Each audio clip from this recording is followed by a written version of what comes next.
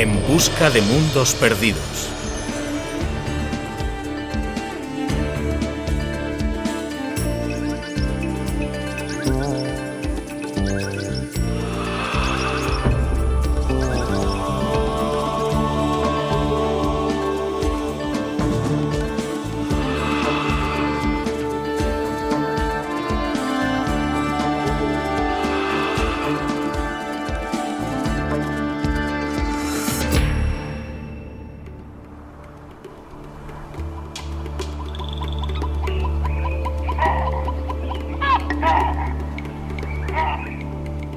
África, el continente madre.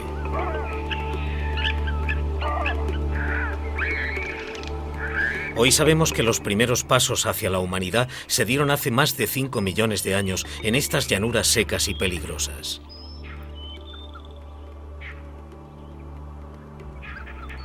Pero hace 70 años, cuando las cavernas amenazadoras del sur de África entregaron el primer cráneo diminuto, se inició una de las mayores controversias en la ciencia del siglo XX.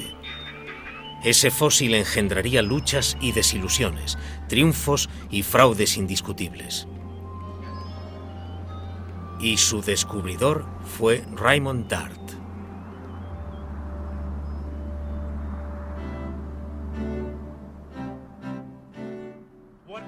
¿Qué sabría la humanidad del mundo si no fuera por los descubridores?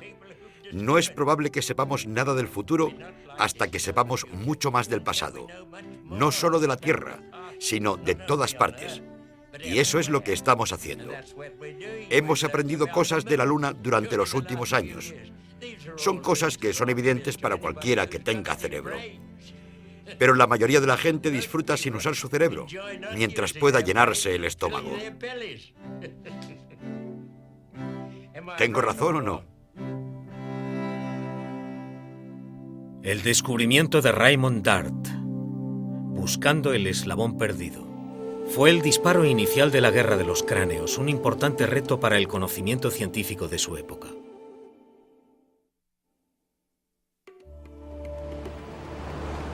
En diciembre de 1922, el doctor Raymond Dart se embarca en lo que se convertiría en la gran aventura de su vida.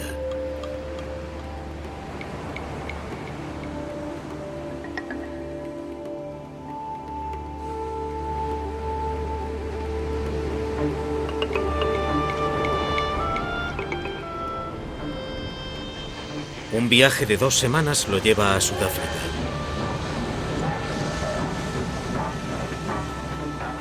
Dart se siente desplazado y apartado por primera vez. Su especialidad es el cerebro y su pasión, la evolución humana. Pero nadie ha hecho nunca un descubrimiento importante sobre ninguna de esas cosas en África.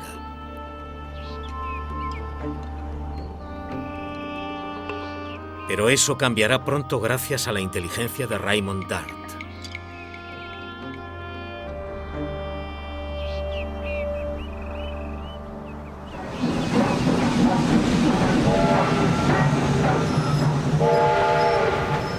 Dart llega a Johannesburgo con su esposa estadounidense, Dora, y algunas maletas de material de laboratorio. Odiaba la idea de apartarme de lo que entonces era el Centro Mundial de la Medicina, con los grandes nombres de la profesión, para ocuparme del Departamento de Anatomía de la Universidad de Johannesburgo.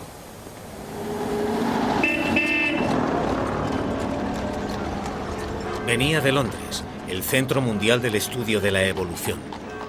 En la época que siguió a la Primera Guerra Mundial, los científicos más prometedores del Imperio Británico habían acudido en masa a la ciudad, entre ellos el joven anatomista australiano Raymond Dart. En la universidad conoció y trabajó con grandes figuras de la antropología, el Dr. Grafton Elliot Smith y Sir Arthur Keith.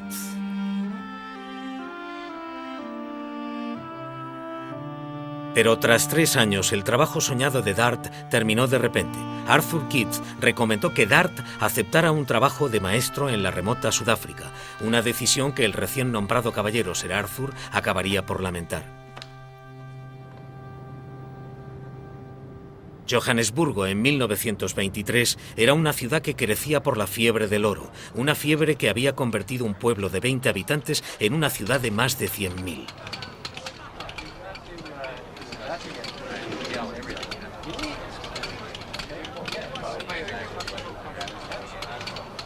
Era un lugar para aventureros donde la riqueza se contaba por gramos, no por dólares.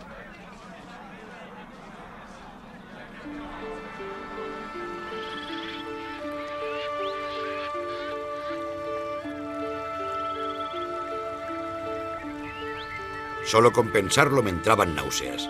No tenía el más mínimo interés en dar clases en ningún sitio, menos aún en una ciudad recién fundada, completamente desconocida. Tan lejos como era posible de las bibliotecas y la literatura, y desprovisto de cualquier otra comodidad de las que yo deseaba.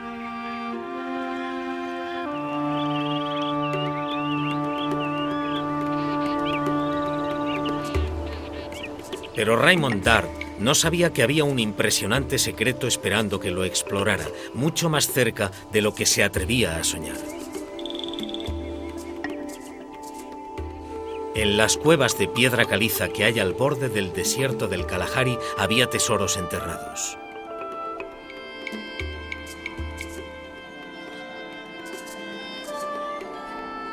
Huesos que le llevarían a través de las épocas en el enigma del origen humano.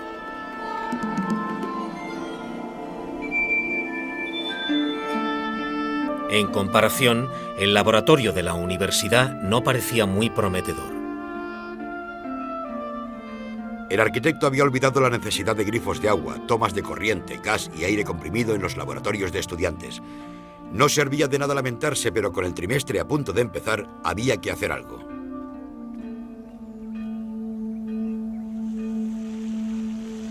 Como tenía pocos materiales de enseñanza a su disposición, pidió a sus alumnos que trajeran cualquier hueso viejo que encontraran. En 1924, la alumna de Dart, Josephine Salmond, trajo el cráneo de un mandril extinguido que había encontrado como pisapapeles. Cuando Dart le preguntó de dónde había salido, le dijeron la cantera de Taung.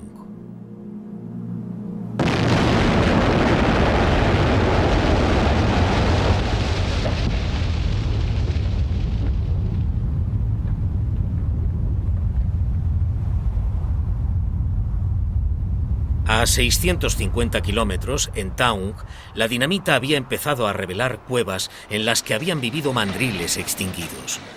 El profesor Dart se quedó asombrado. Nunca había oído hablar de fósiles de antiguos simios en el sur de África. Pidió que le enviaran cualquier descubrimiento interesante.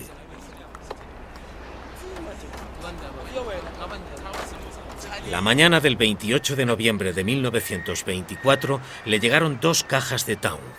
Dart estaba a punto de ser el anfitrión de la boda de un colega.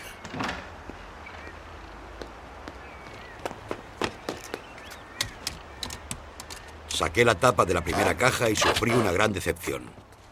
En las rocas veía rastros de cáscaras de huevo fosilizadas y caparazones de tortuga, incluso algún fragmento aislado de hueso. Pero nada de eso parecía muy interesante. Con impaciencia, abrí la tapa de la segunda caja, aún esperanzado. Como máximo esperaba cráneos de mandriles. No imaginaba que de esa caja saldría una cara que miraría al mundo tras un sueño de casi 1 millón de años.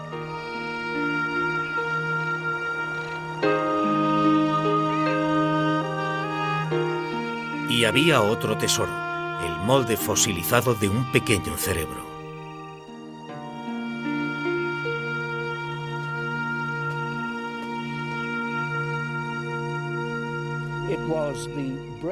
Fue el molde del cerebro lo que le llamó la atención. Era un hombre acostumbrado a estudiar cerebros y le pareció que distinguía en ese ciertos rasgos que sabía que eran más humanos que de simio.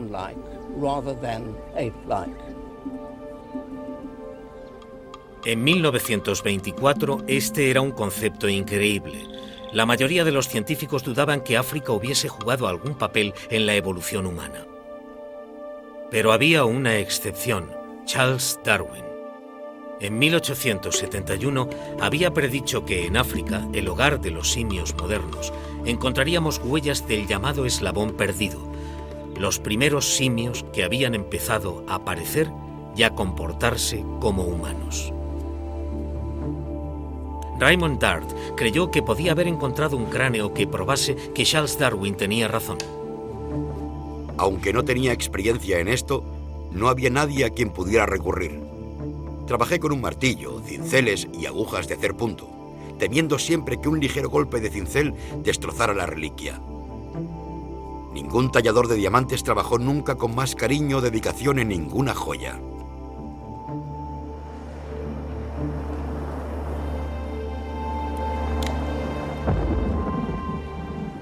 Mi emoción crecía cuanto más me convencía de que allí encontraría toda la cara. Por la noche estaba en un estado febril, pensando en simios que vivían en cuevas, impaciente porque llegara el día.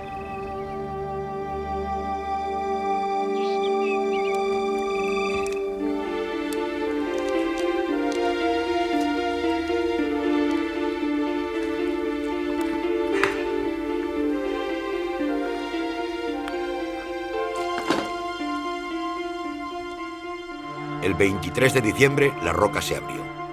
Pude ver la cara desde delante. La criatura no era un gorila antropoide gigante. Lo que salió de allí fue la cara de un bebé, un niño con una dentadura completa. Dudo que hubiera un padre tan orgulloso de sus hijos como yo lo estaba de mi bebé de Town, la Navidad de 1924. En el elocuente silencio de los ojos del antiguo niño, Raymond Dart sabía que había encontrado el eslabón perdido que Darwin había profetizado.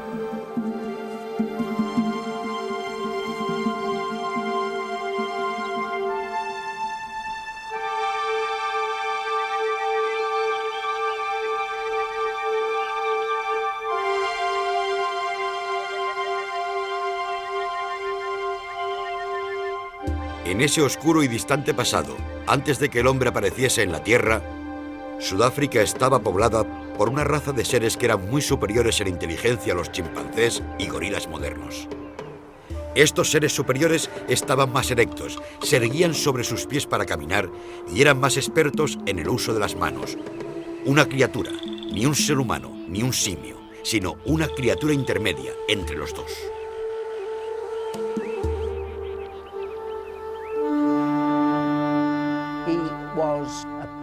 Era una persona con las ideas claras para ocuparse de ese cráneo. En lugar de desecharlo como una clase rara de chimpancé africano que había tomado un mal camino en la vida, vio que estaba en el umbral de la humanidad y fue lo suficientemente valiente a los 31 años de edad de decirlo. El anuncio de Dart de que había encontrado el eslabón perdido en África sorprendería y asombraría al mundo científico y daría paso a una amarga guerra de 30 años sobre los cráneos.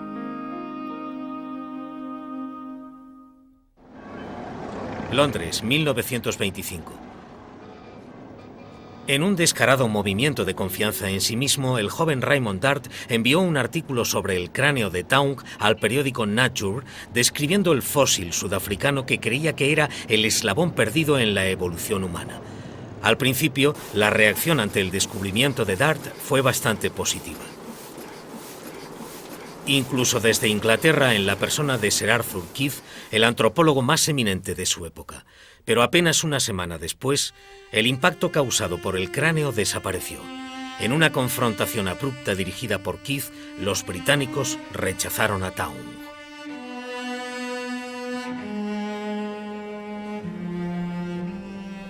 Sacar conclusiones es peligroso.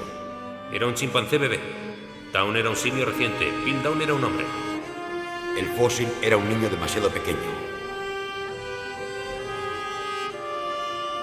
El cráneo de Town de África contradice el cráneo favorito de los británicos, el hombre de Piltdown. 13 años antes, un buscador de fósiles principiante llamado Charles Dawson había informado del descubrimiento de un fósil antiguo en una excavación cerca del pueblo de Piltdown. El hombre de Piltdown parecía ser una criatura entre hombre y simio, con un cerebro de medidas humanas y unas mandíbulas simiescas. Lo más selecto de la ciencia británica estaba de acuerdo. Piltdown se había convertido en la reliquia sagrada de Sir Arthur Keith. Para él era la evolución de la mente racional lo que nos separaba de nuestros antepasados animales.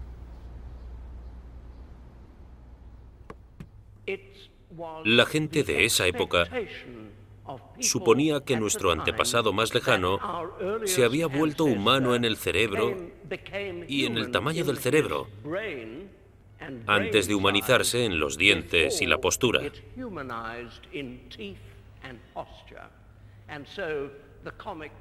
Y así es como surge la imagen graciosa del cavernícola, que representa a una criatura que se mueve pesadamente con largos colmillos, normalmente goteando sangre, pero con un gran cerebro.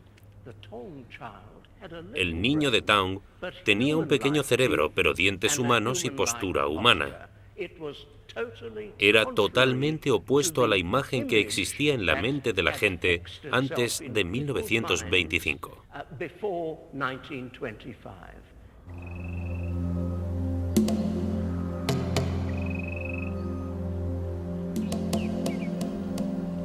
Hasta entonces, la búsqueda del eslabón perdido se había limitado a Europa y Asia.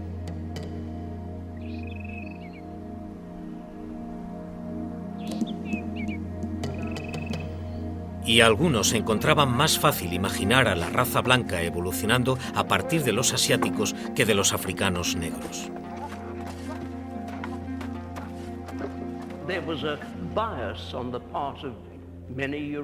Había un prejuicio por parte de muchos antropólogos y científicos europeos contra África y todo lo africano. Era casi un prejuicio racial contra el continente africano. El cráneo de Town había desafiado todo aquello en lo que el sistema británico creía sobre la evolución humana.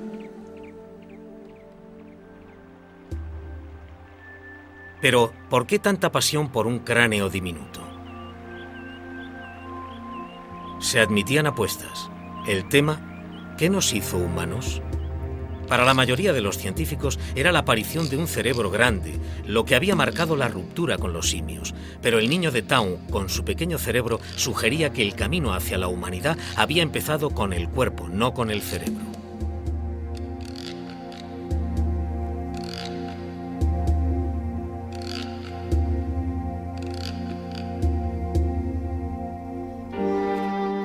Raymond Dart se encontró atrapado, solo, en medio de uno de los debates más apasionados de su época. ¿Quiénes somos y de dónde venimos? Si Dart quería convencer, necesitaría ayuda, un aliado. Encontró uno en Sudáfrica, el doctor Robert Broom, contemporáneo de Sir Arthur Keith, un compañero de la Royal Society de Londres. Broom, un experto, ya había esbozado una rama del árbol de la evolución encontrando los ancestros reptiles de los mamíferos.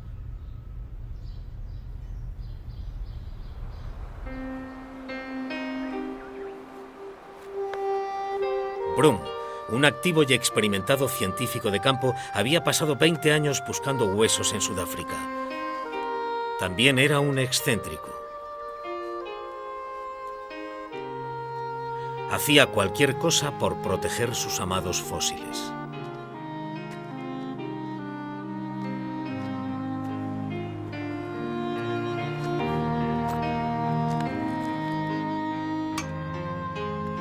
...8 de febrero de 1925. Apreciado profesor Dart, su eslabón perdido es realmente glorioso. Quizás haga un viaje a Johannesburgo un día de estos y vaya a ofrecerle mis respetos a mi distinguido antepasado. Con mis mejores deseos, Robert Broom.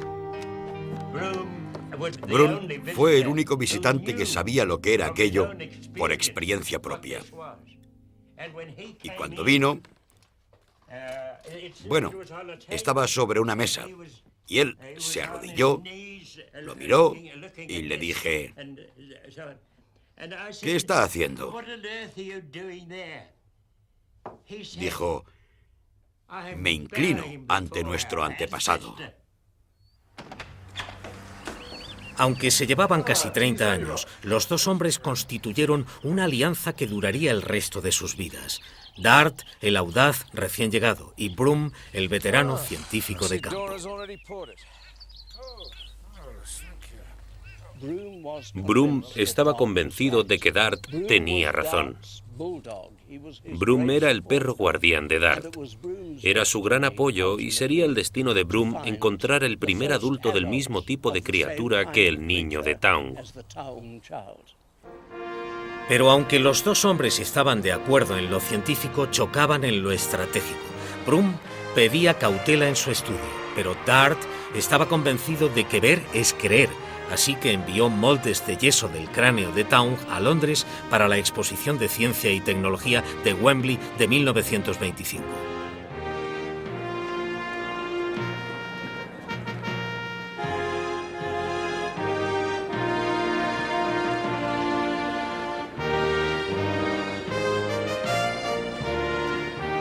En Wembley, Sir Arthur Keith, el más famoso antropólogo del mundo de habla inglesa, se vio obligado a hacer cola para ver la reconstrucción de Dart. Un examen del molde exhibido en Wembley convencerá a los zoólogos de que esa declaración es absurda. Keith estaba indignado. Para él era impensable que un animal de cerebro pequeño pudiera ser nuestro antepasado. Declaró que el descubrimiento de Dart era un simple chimpancé. La denuncia de Keith fue directa. Town era un simio y Dart un idiota. La prensa se ocupó del tema.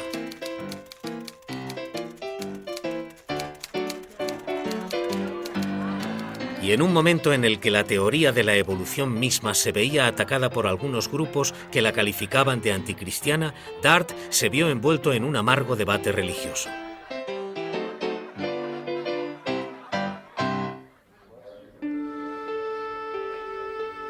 En Estados Unidos, un maestro de Tennessee llamado Scopes fue llevado a juicio por enseñar la evolución.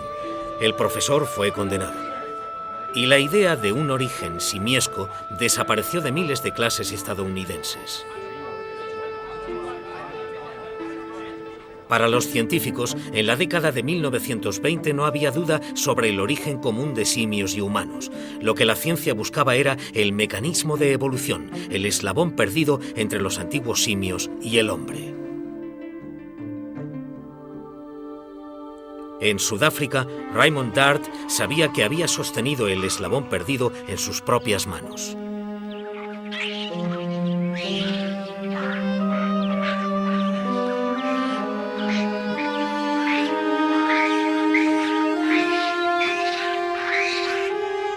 El rechazo directo a mis ideas me hizo sentir que las opiniones antropológicas más importantes se juntaban para ponerse en mi contra. Ninguno de sus argumentos me convencía de variar lo más mínimo mis conclusiones anteriores.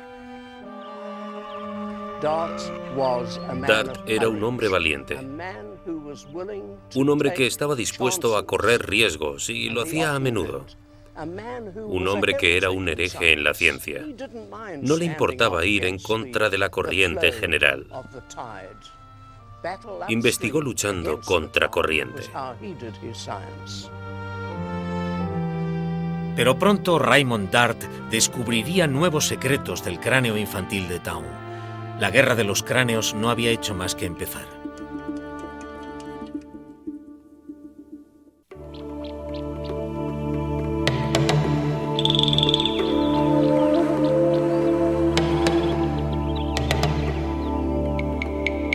A finales de los años 20, la revolucionaria teoría de Raymond Dart, que señalaba a África como la cuna prehistórica de la raza humana, se había rechazado como una cosa absurda.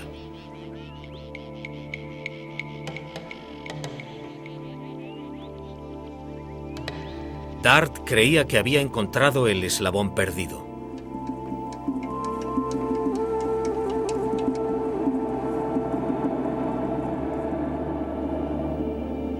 Durante el día, Dart estaba ocupado como nuevo decano de la Universidad de Medicina, pero por la noche trabajaba para limpiar la superficie de los antiguos dientes del niño de Town.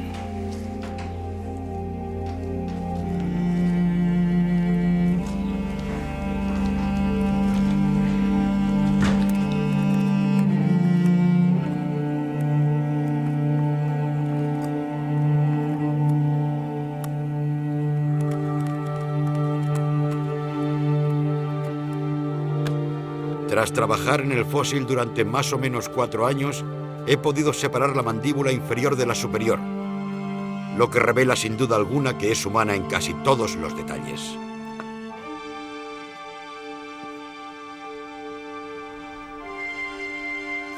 Era la boca de un carnívoro, y en ella Raymond Dart no vio solo un fósil, sino un mundo perdido recuperado. Nunca habíamos conocido a un simio que viviera en un acantilado o unas rocas junto al desierto.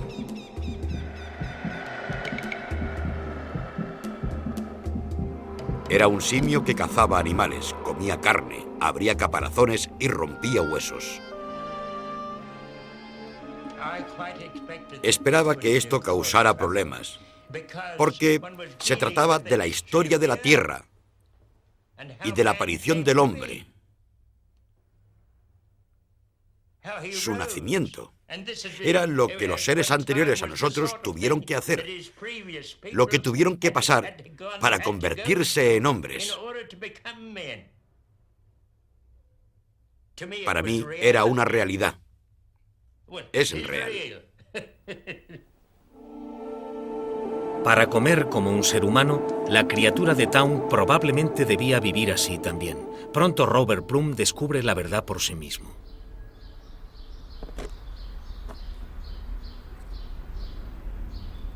Cuando Dart sacó la mandíbula inferior, vimos que los dientes de leche del pequeño simio eran exactamente iguales que los de los niños humanos y que no se parecían en nada a los de los chimpancés o los gorilas. Dart estaba preparado para enfrentarse al mundo. En 1931, Dart viajó a Londres armado con el cráneo para hablar en una importantísima reunión en la Sociedad Zoológica.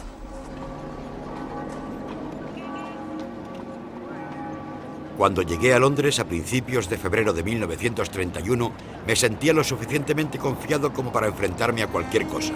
Aquí, en mi hogar espiritual, estaba seguro de poder influir en mis colegas para que aceptaran que yo había tendido un puente entre el simio y el hombre. Pero a Dart le quita protagonismo la espectacular noticia de un nuevo eslabón perdido encontrado en Asia, el hombre de Pekín.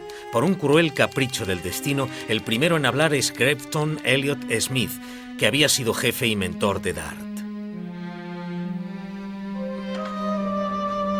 La impresionante presentación de Elliot Smith celebra el descubrimiento del hombre de Pekín en China. El hombre de Pekín parece encajar exactamente con la reliquia de cerebro grande de Inglaterra, Piltdown. El grosor excepcional de su cráneo y la similitud de su arquitectura con la del hombre de Piltdown son rasgos inesperados que permiten confirmar con seguridad la relación entre los primeros hombres de China e Inglaterra. Una vez más, un cráneo con el cerebro grande había eclipsado a Raymond Dart y su eslabón perdido africano.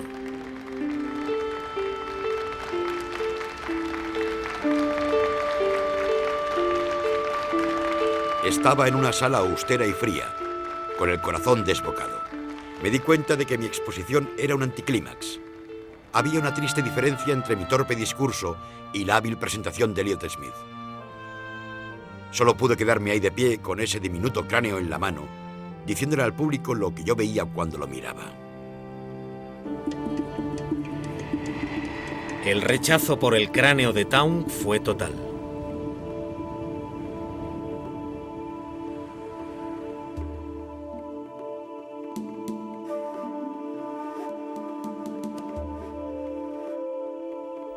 Entonces, más que nunca, los científicos consideraron Asia y Europa como el hogar de los eslabones perdidos.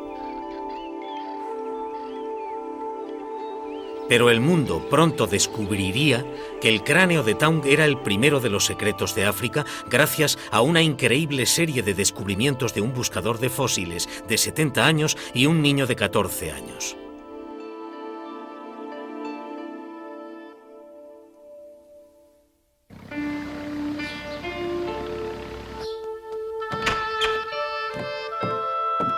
El doctor Robert Plum trabajaba entonces en el Museo Transvaal de Pretoria.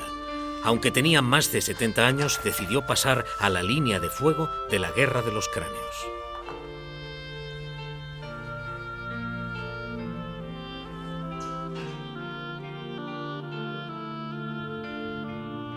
Como parecía que no había otra manera de convencer al mundo, en 1936 decidí ir en busca de un cráneo adulto. Broom necesitaba un fósil adulto porque muchos científicos creían que el niño de Taung era demasiado joven para ser concluyente. Todo el mundo sabe que las características de una especie aparecen realmente tras la pubertad. ¿Podía saberse a partir de un niño de tan tierna edad el tipo de adulto en el que se iba a convertir? Así que pedían un adulto antes de empezar a estudiar el asunto.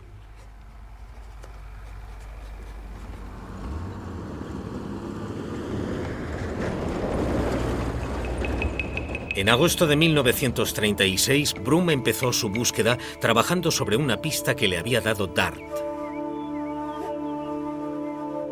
12 de agosto de 1936. Mi querido Dr. Broom, uno de mis alumnos de ciencias ha estado sacando fósiles de una cueva en Stegfontein y estaría encantado de enseñarle lo que ha encontrado.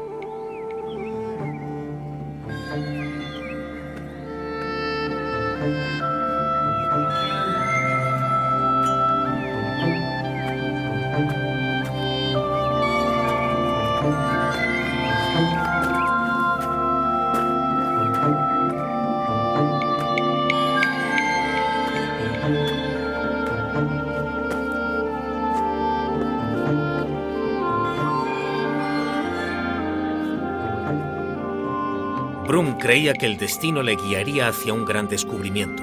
Encontró el cráneo de un antiguo mandril igual al primero que se había encontrado en Taung a 650 kilómetros.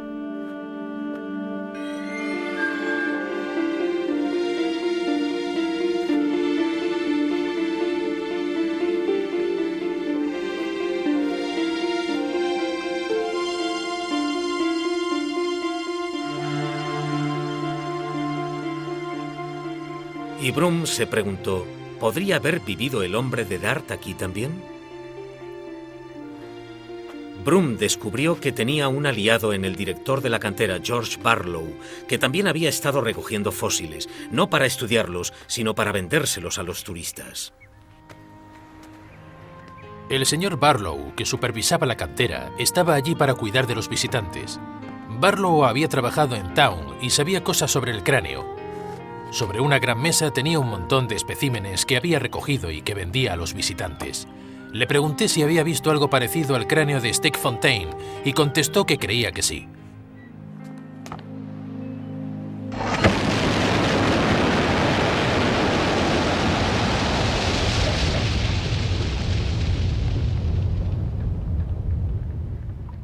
Al lunes siguiente, el 17 de agosto de 1936, volví a Stegfontein y cuando vi a Barlow me entregó un precioso molde de un cerebro y me preguntó, ¿es esto lo que busca? Le contesté, sí, esto es lo que busco. Era el molde de un cerebro de homínido y estaba en perfecto estado.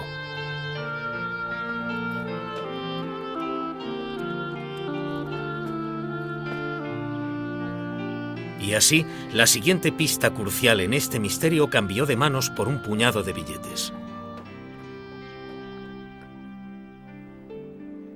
Durante los 2 días siguientes, ayudado por trabajadores de la cantera y el personal de su museo, Broom buscó más fragmentos entre las rocas. Nuevamente el destino guió su mano. Encontró un cráneo parcial con 4 dientes claramente humanos.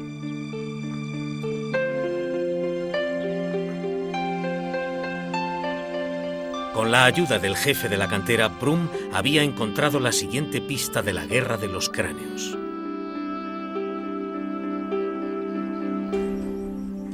Broom volvió a Pretoria con el fósil que bautizó como Señorita Stegfontein.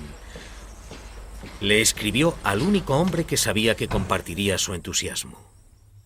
18 de septiembre de 1936. Mi querido Dart, te interesará saber los progresos de la señorita Stegfontein. Ha resultado ser un triunfo. Los 2 aliados se encontraban todas las semanas cuando Broom daba clases en el departamento de Dart, pero Dart estaba demasiado ocupado con sus tareas en la universidad para ayudar a Broom a analizar el cráneo de Stegfontein. Broom se vio obligado a ocuparse del fósil solo. Los huesos faciales de la señorita Stegfontein estaban aplastados por el peso de las rocas entre las que había estado, pero Broom, que era un experto, veía los huesos como debían de haber sido en vida.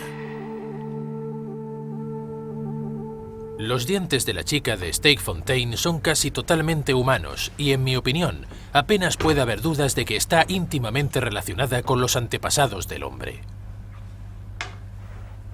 Por fin había encontrado a la madre del niño de Town. El cráneo de Broom demostraba que la criatura de Town pertenecía a una raza completa de eslabones perdidos que una vez habían vivido en África.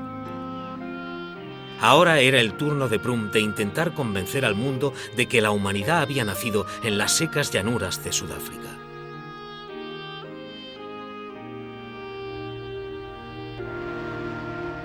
En 1937, Broom fue invitado a Estados Unidos para participar en una conferencia sobre los orígenes humanos.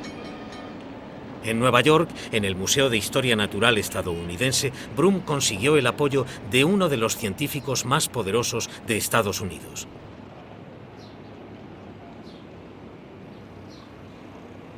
El doctor William King Gregory, un experto en dientes fósiles, decidió que el descubrimiento de Broom era lo suficientemente importante para desplazarse a Sudáfrica para verlo mejor. Pero en la conferencia Broom vio cómo la señorita Stegfontein pasaba a un segundo plano. Un fósil de gran cerebro de Palestina se llevó todos los honores. Una vez más, un cráneo similar al de Piltdown eclipsaba al cráneo de cerebro pequeño de África.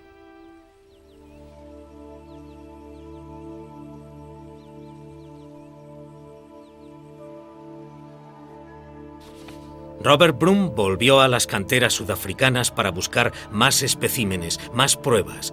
Su impresionante suerte le seguía acompañando. En junio de 1938, su viejo aliado Barlow le entregó un fragmento de mandíbula. Lo había encontrado un adolescente llamado Gert Tablanche en los campos de una granja.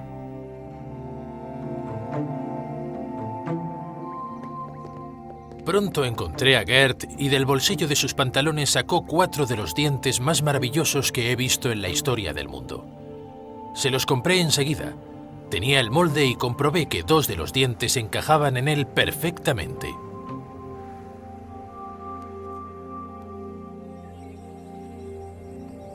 Gert me habló de la pieza que había escondido.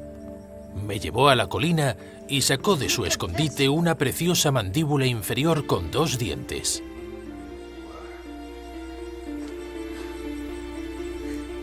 Broom concluyó que la criatura de la granja de Kromdai era mucho más grande que el resto de fósiles africanos, así que allí había vivido más de una especie de homínidos en un continente que la mayoría de los científicos pensaba que no había tenido ningún papel en la evolución humana. Poco después de su importante descubrimiento, William King Gregory llegó desde Nueva York. Broom le enseñó las cuevas de Stegfontein y los campos de Kromdai. La autoridad estadounidense apoyó a Dart y a Broom con su reputación.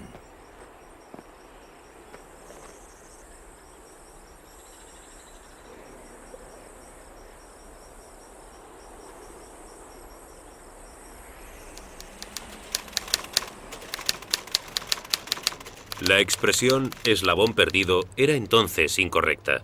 El doctor Broom lo había encontrado, ya no estaba perdido. Ya había 3 cráneos importantes en África que representaban a 2 especies, pero el mundo todavía creía que los fósiles de grandes cerebros de Europa y Asia eran los modelos de la evolución. Y por encima de todos los demás se enarbolaba un cráneo como prueba de ello. El hombre de Piltdown, el eslabón perdido británico, aún era reverenciado y se vio honrado con un monumento que inauguró Sir Arthur Keith. Pero solo podía haber un verdadero eslabón perdido y se acercaba el momento de la verdad.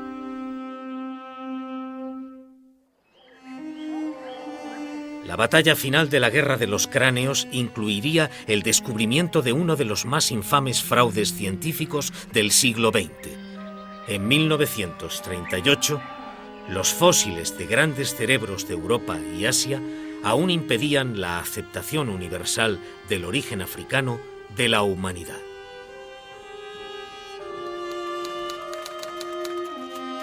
el fósil del simio molesta a los científicos. Estaban apoyados por un hombre extremadamente orgulloso y poderoso, Sir Arthur Keith, el gran defensor de Piltdown.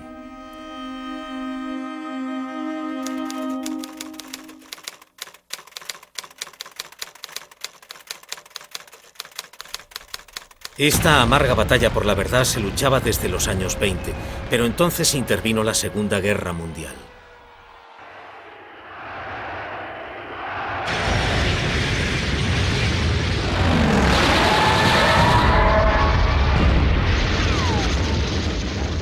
En Sudáfrica, cuando las tropas se movilizaron para unirse a las fuerzas aliadas, la extracción en las canteras se paralizó y el doctor Robert Broom utilizó esa pausa en tiempo de guerra para preparar su propia batalla científica. Broom, de 72 años, recopiló con gran detalle la historia completa de los eslabones perdidos de Sudáfrica que Dart había nombrado Australopithecus. Primero, el niño de Town, el cazador carnívoro erguido. Después, los descubrimientos del propio Broom, el progenitor del niño de Town, la señorita Stegfontein y la segunda raza de eslabones perdidos del tesoro del joven Gert Tablanche. Todas esas criaturas tenían dientes humanos, cerebros pequeños y una postura erecta que probaban que habían empezado a vivir como humanos.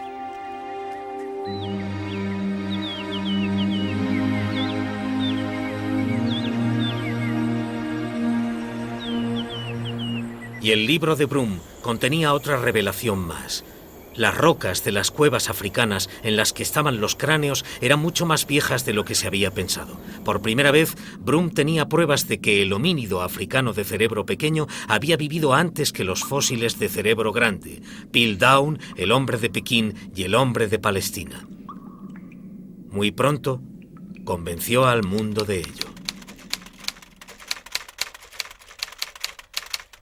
Broom recibió felicitaciones de todo el mundo.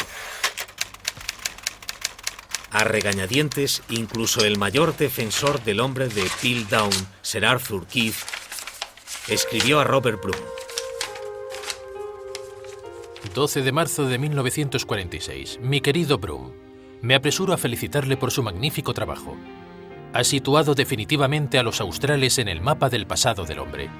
Dart empezó el trabajo, pero es usted, con su gran intuición, su energía y su empuje, el que ha conseguido cosechar tal éxito.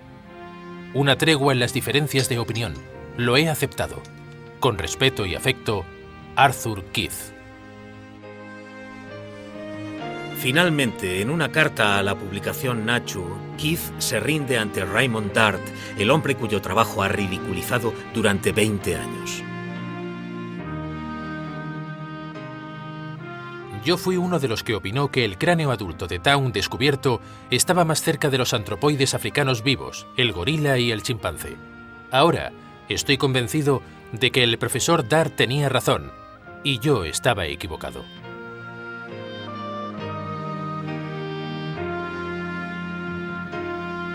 En 1946, Dart y Broom ya no eran marginados.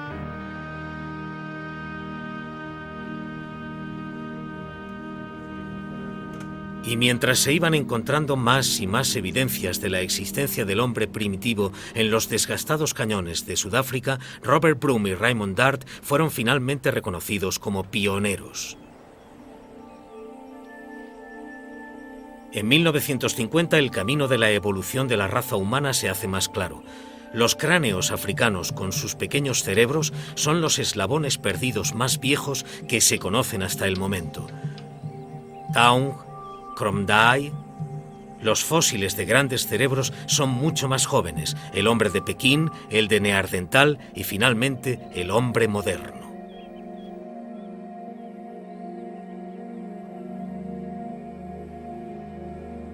Pero aún quedaba un misterio. El hombre de Piltdown inglés. El cráneo de cerebro grande con su mandíbula simiesca era diferente a cualquier otro fósil.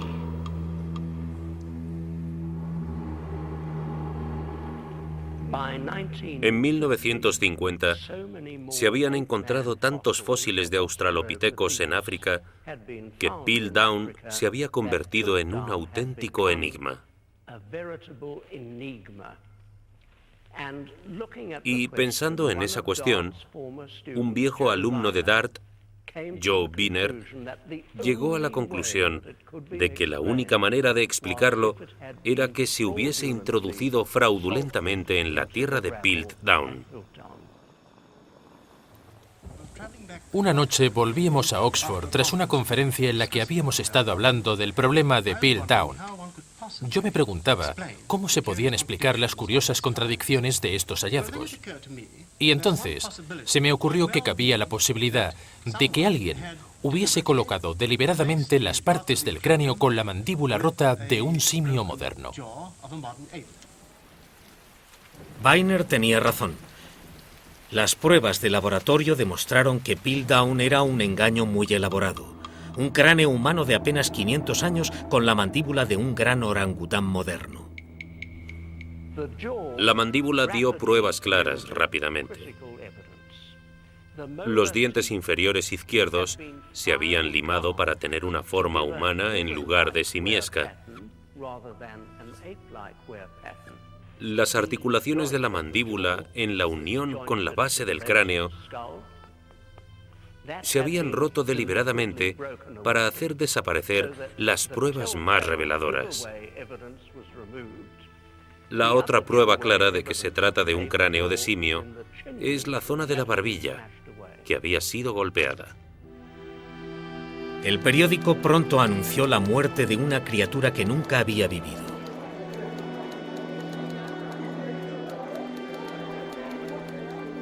Un pecado contra la ciencia que duró más de 40 años, pero ¿quién lo había perpetrado? Las impresionantes noticias sobre la falsificación se convirtieron en un asunto mediático, un tema de discusión en la BBC en horario de máxima audiencia. Antes que nada, miren nuevamente la foto de Dawson. Aquí está. ¿Es la cara de un fanático que engañaría a sus colegas tan inteligentemente y durante tanto tiempo? ¿O es la cara de un principiante entusiasta engañado y presionado por algún malvado? Quizás lo sepamos con seguridad algún día, pero quizás no lo sepamos nunca. Y el fraude de Piltdown continuó fascinando a los científicos. La suspicacia persistió. ¿De dónde habría sacado Dawson una mandíbula de orangután? ¿Dónde habría conseguido un cráneo humano de 500 años de antigüedad? Los conocimientos y el acceso al material hicieron pensar que Dawson debía de tener un compañero de conspiración. Y 40 años más tarde, después de 1953, Ian Langan de Australia, Frank Spencer de Nueva York, apoyados por mí mismo, descubrieron pruebas que sugerían que ese compañero no era otro que el gran antropólogo y anatomista británico Sir Arthur Keith. Si era culpable, Sir Arthur Keith fue responsable de dificultar egoístamente el entendimiento de la evolución humana durante casi medio siglo.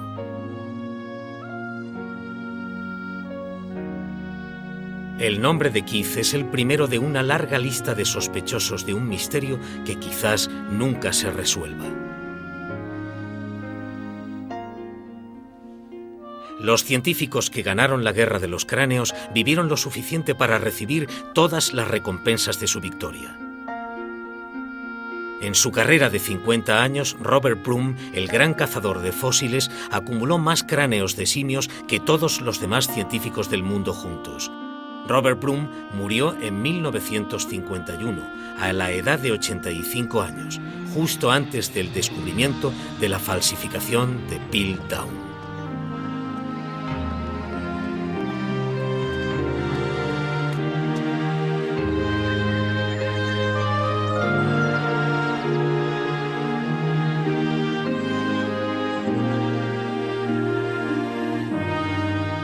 Raymond Dart volvió muchas veces a las cuevas y las canteras de Sudáfrica y vivió más de 90 años. Es el gran hombre del eslabón perdido.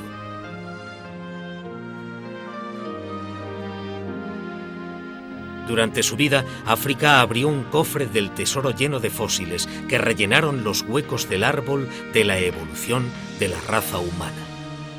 Y desde la muerte de Dart, otros científicos han hecho más descubrimientos espectaculares en África que llevan el umbral de la humanidad a épocas anteriores a Town. Y todo empezó con el descubrimiento del pequeño cráneo de un niño en una tumba rocosa al borde del desierto del Kalahari.